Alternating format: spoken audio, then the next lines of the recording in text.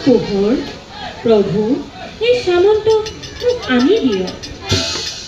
সামন্তক পিন্ধিবলৈ মোৰ বৰ হেঁপাহ লক্ষী কোৱা সপ্তাহিক আহিছে সেয়া সুধাচোন বাৰু দিয়ে নেকি তোমাক পিন্ধিব মণি ৰাজন সত্ৰাজী তোমাৰ ডিঙিৰ সেই মণি সামন্তক মোক কৰিবানে দান ক্ষমা কৰিবা মাতা